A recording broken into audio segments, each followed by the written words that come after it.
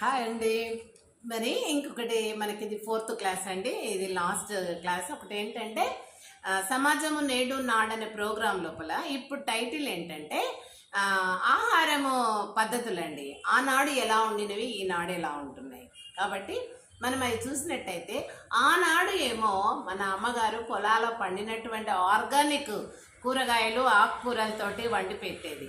మరి ఇంకొకటి ఏదైనా పొలంలో పండేది వారి ఇంటి నుండి మేకలు పేడ తర్వాత గేదెల పేడ అట్లా వేసి ఎద్దుల బండ్ల మీద తీసుకెళ్ళి పొలాలలో చల్లి అక్కడ ప్యూర్గా పండినటువంటి వర్షానికి పండినటువంటి మరి ఆ యొక్క పంటలు మరి ఆ కాలం వాళ్ళు తిన్నారు.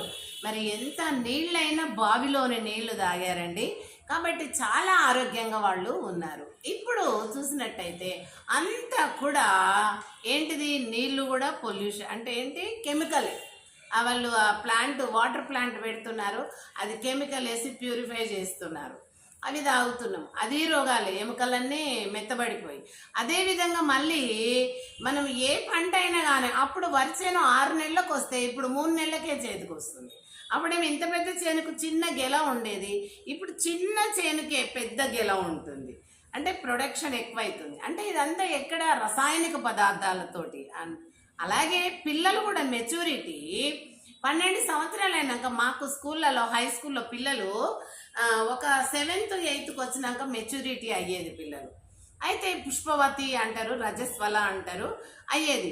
ఇప్పుడు ఏం చేస్తున్నారు పిల్లలు, 5th పాస్ అయ్యి 6th స్టాండర్డ్కి వచ్చే లోపల వాళ్ళు లెటర్స్ రాసి పుష్పవతి అయింది మా అమ్మాయి, సెలవు వారం రోజులు, ఇలా అవుతుంది. అంటే ఏంటి, ఆ ఫుడ్ అంతా కూడా కెమికల్తో. ఇప్పుడు మందు కూడా ఇప్పుడు నేను చెప్పాను 6 నెలల పంట 3 నెలలకు వస్తుంది కదండి.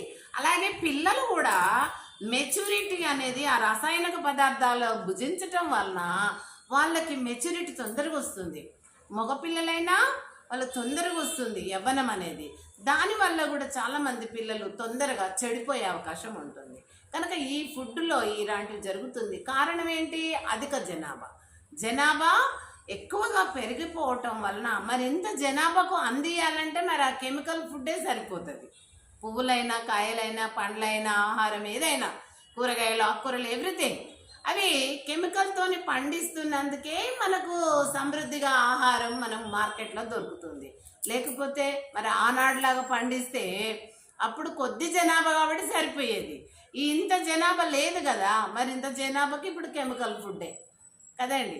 కాబట్టి ఈ రకంగా ఆహారాల్లో కూడా తాగే నీళ్లలో కూడా మరి గాలి కూడా విషపూరితమైన చేయటం వల్ల మనం